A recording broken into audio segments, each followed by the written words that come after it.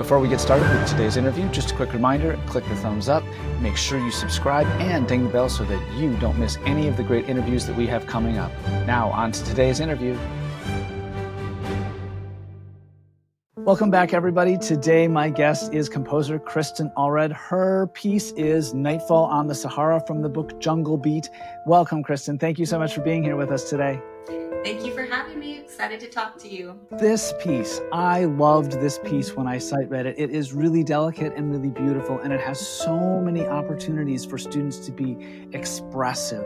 Talk to us about how you wrote Nightfall on the Sahara. Writing a piece that makes them want to play musically.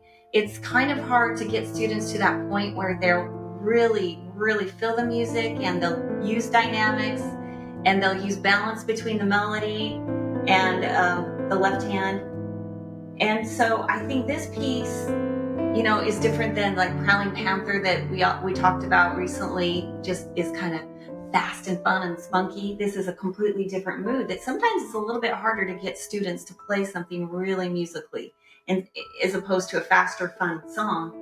And so just something that's very beautiful, that makes them bring out the melody, that makes them want to, talk about phrasing and phrase endings and all of that. And so it's kind of what I'm thinking about in this piece is something that paints this picture of this beautiful nightfall on the Sahara Desert. And if I were teaching this to a student, I would probably start out about telling them what the Sahara Desert is. You could show them pictures of it. You can maybe show them a picture of a sunset over the desert to kind of get in their mind. This is the feel we have of this piece of.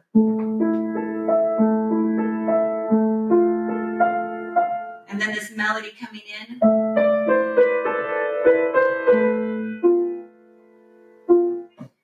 And when that melody comes in, then you've got to start talking about how do you bring that melody out over the left hand. And that can take a long time. It's not going to happen in the first piece. You introduce that to a student. It can take a lot of work. But some of the other things I would introduce to a student are what the key is. There's no sharps or flats. Does that mean it's in the key of C or something else? And that gives you a chance to talk about relative minor. Also has no sharps. A minor has no sharps or flats.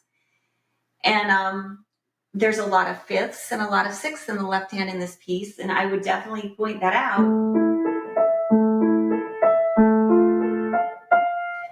Through this whole piece, you will see a ton of fifths and sixths. And there's a part in the piece where there's a little bit of a chromatic stepping down, where the left hand is doing this.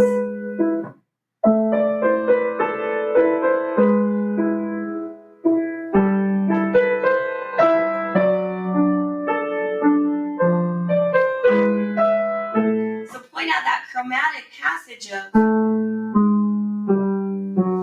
So there's an opportunity to talk about half steps and just shaping phrases. So there's some dynamics in here that you can get the student to do, but I always think you should be pushing the student for more than that. Like, what are your ideas?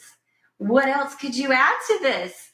Would you have done the same dynamics that this composer did, or could you come up with something else? And sometimes I'll say, come back with some different dynamics written on your piece. Maybe use pencil, but what can you come up with this week?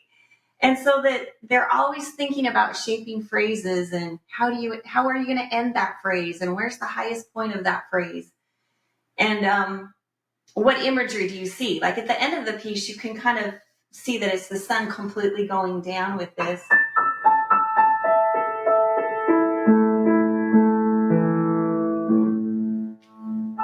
So have them picture, the sun finally went completely down on the desert, and how am I going to show that in dynamics? And it's just fifths, then point out it's just fifths going down the keyboard. They could have wrote that. That's simple enough. So I'm always tying it into composing, arranging, how to play musically, how to see in patterns. I love the invitation for students to have their own voice and to be creative within the scope of this piece with dynamics, and to see all of those structures that you've built into this piece. I think one of the biggest challenges of this piece is that students have to bring out a melody with one hand while keeping the accompaniment soft with the other. Give us some tips for how you work with your students to solve that challenge. Yeah, that's really difficult when you first introduce that to students. It's not going to happen right away. It's going to happen over time. They might not get it with the first few pieces even. If they have a really hard time, just do a little bit at a time. You know, you can try one measure and show them the difference. Say, listen to this. And now listen to this. And see if they can tell what the difference is themselves. Then have them try it. And I say try to feel more weight on the hand that you're bringing out more. That usually helps. If you feel like one hand feels lighter and this one feels heavier, that will help. You can also just do one note. Do that first note. See if you can get the right hand to be louder than the left hand note.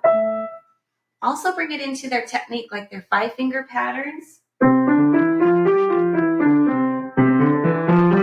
See which hand you can bring out over your 5-finger patterns or your scale passages, or if they're on Hanon yet, that's a great thing to do with Hanon as well. Can you make one hand louder than the other hand?